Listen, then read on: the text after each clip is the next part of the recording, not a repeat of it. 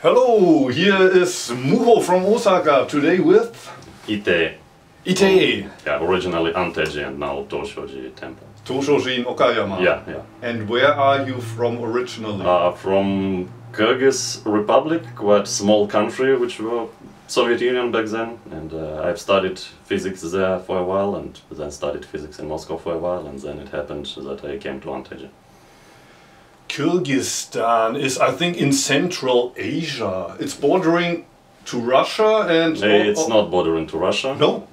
There's no border with Russia. There was a Kazakhstan in between. I see. Kazakhstan, it's bordering to China? Yeah.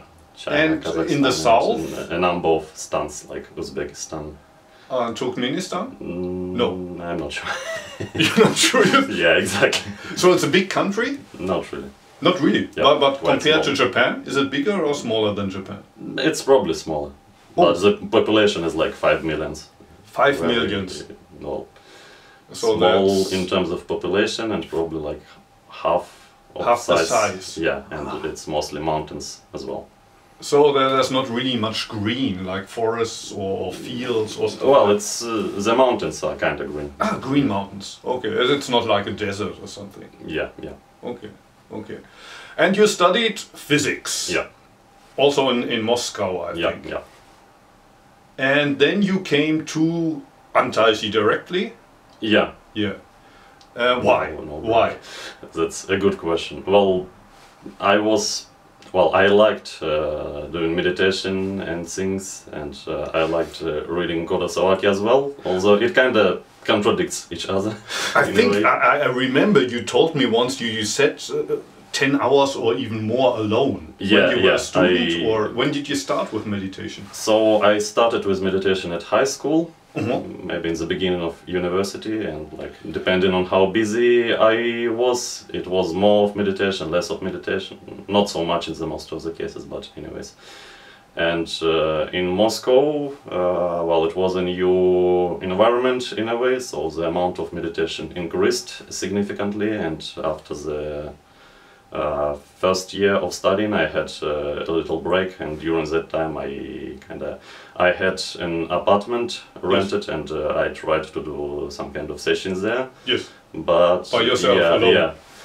Also, if you try to sit as much as possible, it happens that you sit 10 hours a day in some time, and 12 hours a day or more you are sleeping.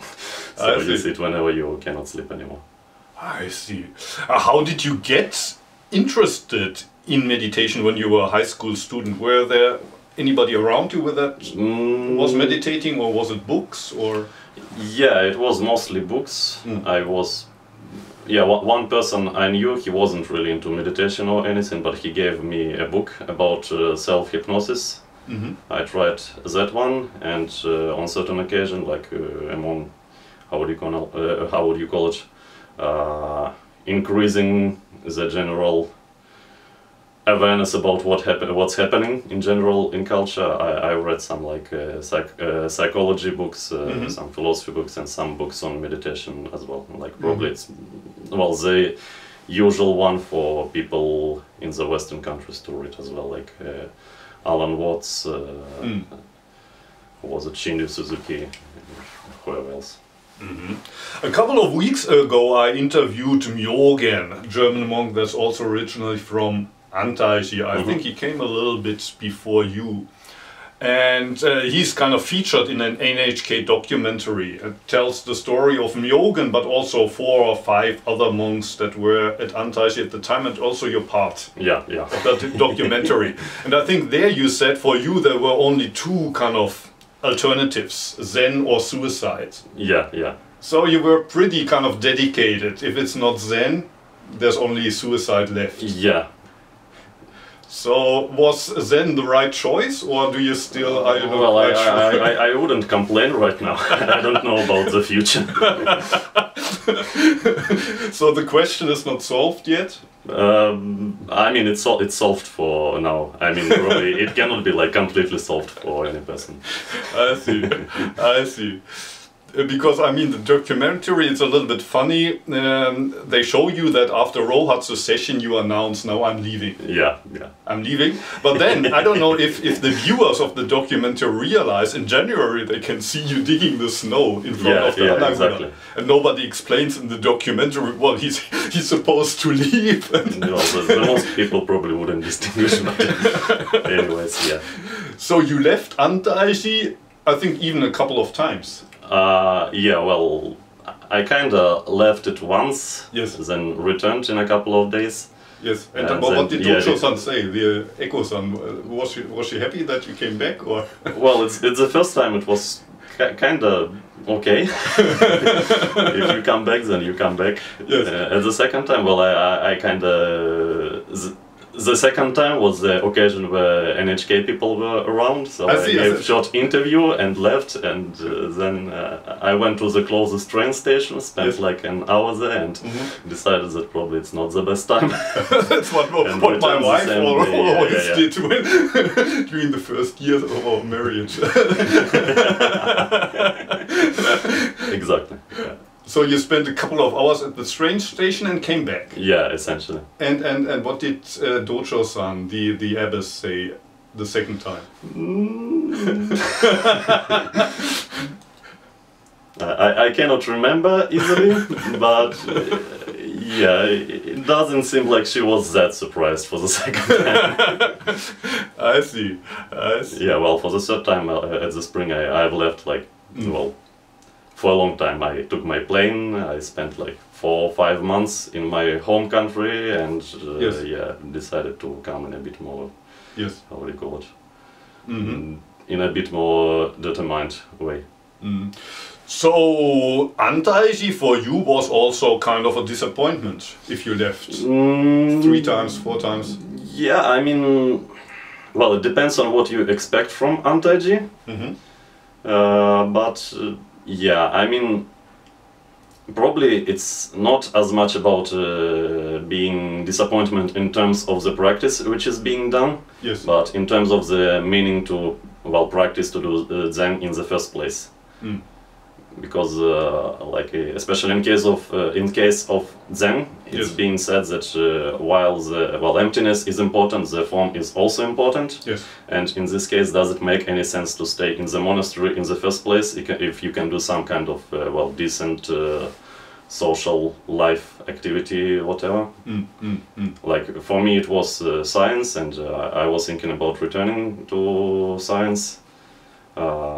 But yeah, eventually I didn't like what I've seen in my home country as well, like in terms of science and in terms of not science as well.